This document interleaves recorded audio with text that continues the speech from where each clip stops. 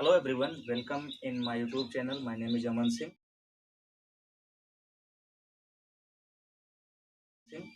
आज जो है हम लोग NCERT क्लास 12 फिजिक्स का चैप्टर नंबर 1 डिस्कस करने वाले हैं, जिसका टॉपिक आवेश है। और आवेश को डिस्कस करने से पहले हम एक एक्सपेरिमेंट के बारे में डिस्कस करते हैं। जैसा कि जब हम छोटे थे तो हम अपने पेन को अपने बालों में रगड़ते थे, और उस पेन को जब हम किसी कागज़ के छोटे टुकड़े के पास ले जाते थे तो पेन क्या करता था, कागज़ के छोटे टुकड़े को अपनी तरफ खींच लेता था। क्या आपने कभी ऐसा सोचा था कि ऐसा होता क्यों है? तो ऐसा इसलिए होता है क्योंकि हमें पता है कि कोई भी पदार्थ है वो 3 कणों से मिलकर बना होता है, इलेक्ट्रॉन, प्रोटॉन और न्यूट्रॉन। तो परमाणु संरचना में आपने पढ़ा है कि जो प्रोटॉन और न्यूट्रॉन होता है वो परमाणु के नाभिक में स्थित होता है, केंद्र में स्थित होता है, जिसको हम क्या कहते हैं, नाभिक। नाभिक में होता है प्रोटॉन और न्यूट्रॉन, ये पता है आप लोगों को। और जो इलेक्ट्रॉन होता है वो क्या करता है, इलेक्ट्रॉन नाभिक के चारों तरफ एक वृत्तीय कक्षा में चक्कर लगाता है। यहाँ क्या है, ये इलेक्ट्रॉन। तो जब हम किसी पदार्थ को रगड़ते हैं, अर्थात उसे हम ऊष्मा ऊर्जा देते हैं, हम क्या करते हैं, मान लो इस इलेक्ट्रॉन को घर्षण द्वारा ऊष्मा ऊर्जा दे रहे हैं। ये ऊष्मा ऊर्जा इलेक्ट्रॉन को प्राप्त होती है। तो ये इलेक्ट्रॉन अगर ऊष्मा ऊर्जा ग्रहण करता है, वो अपनी कक्षा को छोड़कर स्वतंत्र अवस्था में आ जाता है। ये जो इलेक्ट्रॉन है, अगर इसको ऊष्मा ऊर्जा प्राप्त होती है तो ऊष्मा ग्रहण करके ये अपनी कक्षा को छोड़ देता है और मुक्त अवस्था में पहुंच जाता है। मान लो ये इलेक्ट्रॉन यहाँ आ गया, ये यहाँ आ गया, और इस इलेक्ट्रॉन को हम कहते हैं मुक्त इलेक्ट्रॉन। मुक्त इलेक्ट्रॉन अर्थात जो हमारा पदार्थ पहले जो है न्यूट्रल था, उदासीन था, अब उस पर ऋण आवेश आ गया है, अर्थात यह आवेशित हो गया है। और आवेशित करने की इस प्रक्रिया को हम क्या कहते हैं, आवेशन। आवेशन घर्षण विधि द्वारा। तो अब ये जब आवेश इस पर उत्पन्न हो जाता है तो ये क्या करता है, अपने पास की छोटी वस्तुओं को आकर्षित कर लेता है अथवा आकर्षित करने का प्रयास करता है। अर्थात हम आवेश को अगर परिभाषित करना चाहें तो हम इसकी परिभाषा कुछ इस तरह से लिख सकते हैं। अगर आवेश को हमें परिभाषित करना है तो यहाँ से आवेश की जो परिभाषा है वो कुछ इस तरह से लिखी जा सकती है कि यह द्रव्य का वह भौतिक गुण है जिसकी उपस्थिति में यह अन्य वस्तुओं को अपनी तरफ आकर्षित करता है अथवा आकर्षित करने का प्रयास करता है। द्रव्य का वह गुण, द्रव्य का वह गुण जिसकी उपस्थिति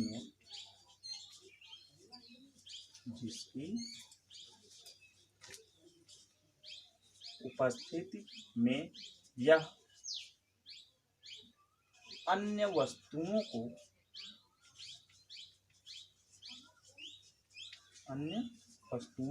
को आकर्षित करने का प्रयास करता है।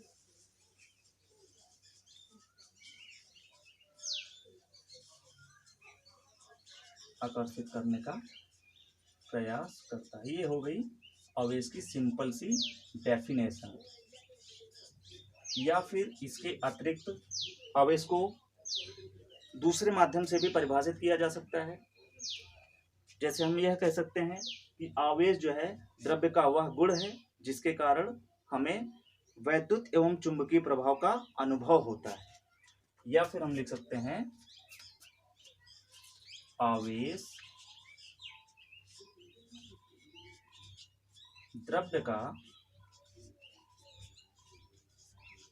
वह गुण है जिससे वैद्युत तथा चुंबकीय प्रभाव का अनुभव किया जाता है।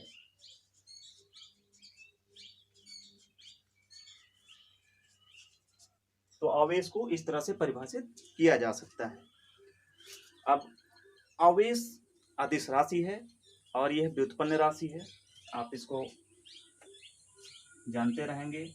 ये कौन सी राशि है? अदिश राशि है। अदिश राशि है। अदिश राशि वे भौतिक राशियां जिनको व्यक्त करने के लिए केवल परिमाण और मात्रा की आवश्यकता होती है, उसे अदिश राशि कहते हैं। दूसरा ये क्या है? ये एक व्युत्पन्न राशि है। व्युत्पन्न राशि तो क्लास 11 में आपको बताया गया है कि भौतिक राशियां दो प्रकार की होती हैं, मूल राशियां और व्युत्पन्न राशियां। तो व्युत्पन्न राशि किसे कहते हैं? वे भौतिक राशियां जो मूल राशियों पर निर्भर करती हैं, उन्हें हम कहते हैं व्युत्पन्न राशि। तो आवेश भी क्या है? व्युत्पन्न अदिश राशि है। आवेश का मात्रक होता है कूलाम, याद रखिए, इसका मात्रक कूलाम होता है। और विमी सूत्र AT है, ये भी याद रखिए। विमी सूत्र AT। ए क्या है? ए है एम्पियर, टी है टाइम, समय। और ये आया कहाँ से? तो आपको पता है आई बराबर होता है Q अपॉन टी। तो यहाँ से हम लिख सकते हैं Q equal to I into T. तो Q का अगर विमेय सूत्र निकालना है तो I का विमेय सूत्र, T का तो I का होता है A, T का कैपिटल T। ये है Q का विमेय सूत्र, याद रखिए। और कुछ आवेश के गुण होते हैं।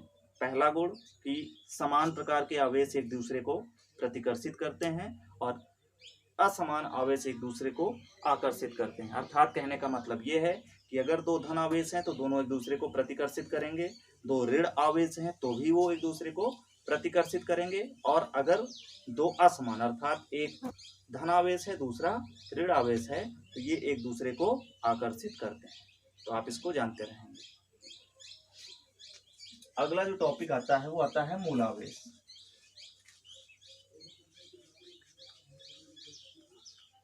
मूल आवेश, अभी तक तो हमने आवेश का अध्ययन किया। मूल आवेश नाम से स्पष्ट हो रहा है, मूल का मतलब उससे छोटा नहीं हो सकता, मतलब प्रकृति में उससे छोटा कुछ भी ना हो। मूल मतलब स्टार्टिंग ही वहीं से हो, मूल का ये मतलब है। मूल आवेश का ऐसा मतलब है कि ऐसा आवेश जो जिससे छोटा आवेश प्रकृति में उपलब्ध ना हो, या फिर सिंपल शब्दों में कह सकते हैं कि प्रकृति में पाए जाने वाला सबसे सूक्ष्मतम आवेश को मूल आवेश कहते हैं। प्रकृति में पाए जाने वाला सूक्ष्मतम आवेश मूल आवेश। आसान शब्दों में याद रखिए, सूक्ष्मतम आवेश, इसी को कहते हैं मूल आवेश। याद रखिए, प्रकृति में पाए जाने वाला सूक्ष्मतम आवेश को मूल आवेश कहा जाता है।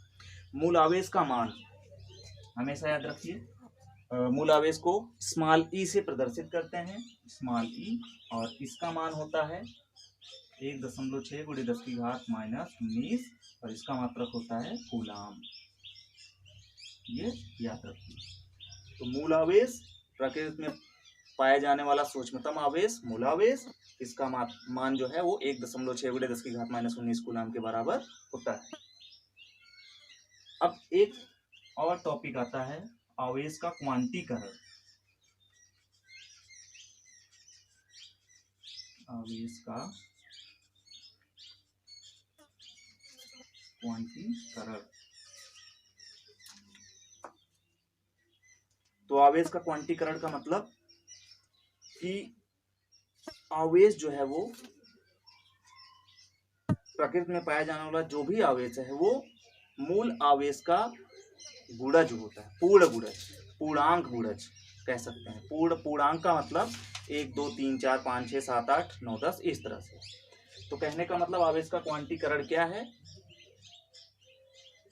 आवेश का क्वांटीकरण से तात्पर्य यह है कि ब्रह्मांड में पाया जाने वाला समस्त आवेश मूल आवेश का पूर्ण गुणज होता है। इसको आप लिख लेंगे, 1 नंबर का इंपॉर्टेंट क्वेश्चन है ये। तो ब्रह्मांड में पाए जाने वाला समस्त आवेश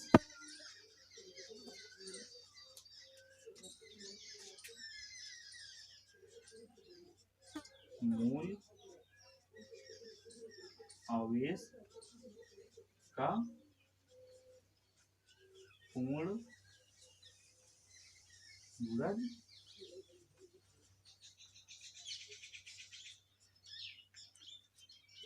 होता है। ब्रह्मांड में पाए जाने वाला समस्त आवेश मूल आवेश का पूर्ण गुणज होता है। यही क्या है? आवेश का क्वांटीकरण है। इसको प्रदर्शित करने के लिए हम ये कह सकते हैं Q बराबर N E, ये फॉर्मूला। Q बराबर क्या है? N E। Q क्या है? ब्रह्मांड में पाए जाने वाले आवेश या किसी वस्तु पर प्राप्त आवेश। N क्या है? N उसी का गुणज है, कितने गुना है।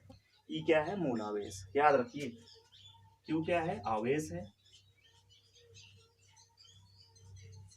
E क्या है? मूल आवेश है।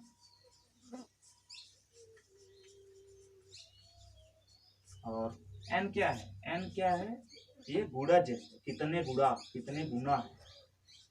याद रखिए, Q बराबर N E, ये इंपॉर्टेंट फॉर्मूला है। आंकिक प्रश्न हल करते समय इसका प्रयोग किया जाएगा। तो आज की वीडियो में केवल इतना ही। इसके बाद अगली वीडियो में हम आपके लिए वैद्युत क्षेत्र, आवेश संरक्षण का नियम, अन्य टॉपिक पर चर्चा करेंगे।